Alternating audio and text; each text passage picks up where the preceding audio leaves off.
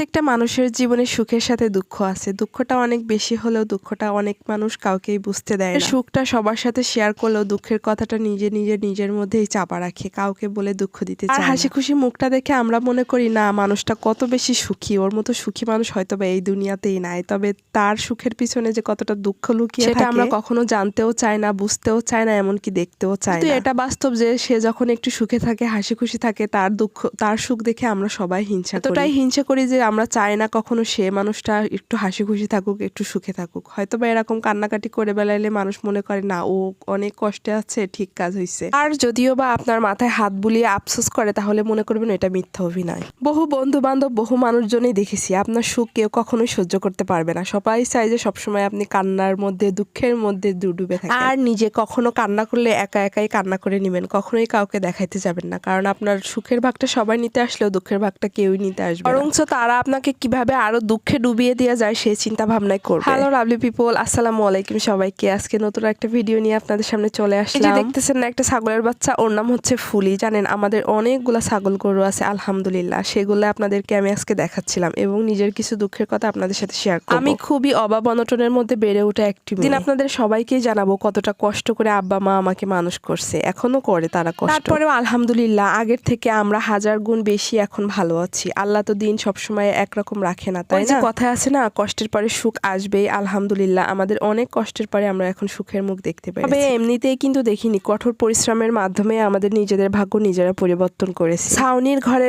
বেড়ে ওঠা আমি একটা মেয়ে, বৃষ্টি হলে সারাটা রাত বসে থাকতাম। কেন বসে থাকতাম জানেন? সারা ঘরে বৃষ্টির পানি পড়তো। আর কখনো মাথায় বালিশ বা অনেক সুন্দর কম্পিউটারের পরে শুয়ে মানুষ হয়নি, বেদে পাটির পরে শুয়ে মানুষ হয়েছি। পিঠের নিচে দাগ পড়ে যেত সকালবেলা উঠলে, এরকম একটা পাটিতে শুইতাম রাত্রেবেলা। এসব দিনগুলোর কথা মনে পড়লে অনেক বেশি কষ্ট লাগে। ছোটবেলায় নিজের পছন্দ মতো জিনিস কোনোদিনই পড়তে পারিনি, না পড়তে পেরেছি না খেতে পেরেছি। 2 টাকার বেশি আব্বা কখনো কোনোদিনই হাত খরচ দিনি, যদিও বা কলেজে ওঠার পরে আব্বা 20 টাকা করে দিত। তবুও তখন কোনো অভিযোগ ছিল না, আব্বা আমার কষ্টটা সবসময় অনুভব করতাম। চোখের সামনে দেখতাম কত বান্ধবীরা কত চাইনিজ ফুড খাচ্ছে, কত সুন্দর স্মার্টফোন নিয়ে ঘুরে বেড়াচ্ছে, কিন্তু আমার সমস্ত কোনো চাহিদাই ছিল না। এমনকি আমার কখনো একটা বাটন ফোনও ছিল না। এই যে বেদে পাটির কথা বলছিলাম না, দেখেন এই বেদে পাটিতে পুক করে ঘুমাইতাম। আর এই পাটিতে ঘুমাইতে যে পিঠে কত ব্যথা লাগে, যারাই ঘুমাইছে তারাই শুধু জানে। আমি যেরকম আমার কষ্টের কথা আপনাদের সাথে আজকে বললাম সামান্য কিছু, তবে একদিন আপনাদেরকে অনেক কিছুই বলবো। বলি না আসলে অনেকে কষ্টের কথা শুনে অনেক বেশি খুশি হয়, তো আমি চাই না যে আমার কষ্টের কথা শুনে কেউ কখনো খুশি হয়। আর আপনারাও এটা করবেন না, নিজের সুখের কথা সবাইকে জানাবেন, দুঃখের কথা কাউকেই জানাবেন না। যদিও বা সুখ দেখলে অনেকে হিংসা করে, তবুও